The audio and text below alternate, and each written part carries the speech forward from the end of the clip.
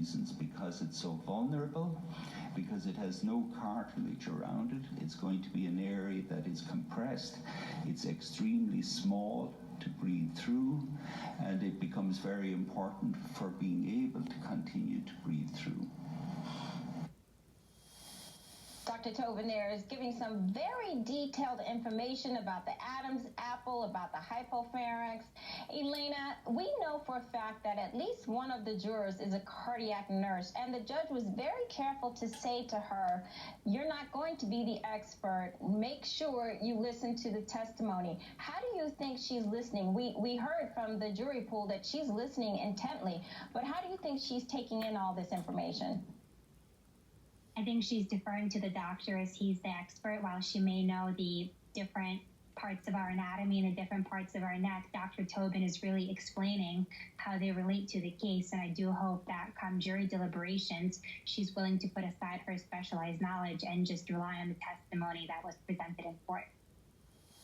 I hope so, too, because that was what she was instructed to do, although sometimes I think that's hard. I know one other juror, I think, is a nurse also, so I do think the rest of the jury is going to turn to them for some sort of explanation. Let's take a look now at more of the direct testimony of Dr. Tobin. And so why is the hypopharynx important in the case of Mr. Floyd? Because the hypopharynx is going to be the area that will be vulnerable to occlusion from the knee on the neck. But in addition, the hypopharynx has another aspect, and that is the hypopharynx is also controlled by the size of your lungs. As your lungs expand, you increase the size of the hypopharynx with every breath. And so there's a regulation of that that's going on. Was Mr. Chauvin applying force or pressure to the hypopharynx of Mr. Floyd that you observed? At different times. It varied from time to time.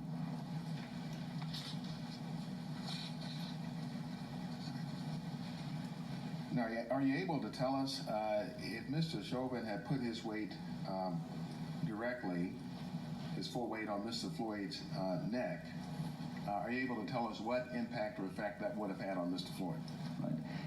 If Mr. Officer Chauvin had placed his knee directly on the hypopharynx, just that area of the dime, and it never varied from there, and it kind of came in like a bullseye on that particular area, then you would expect that this area would become totally occluded. But it mean he varied the position. Mr. Floyd varied the position of his head, and Officer Chauvin also varied the position of his knee. So it varied over time. And it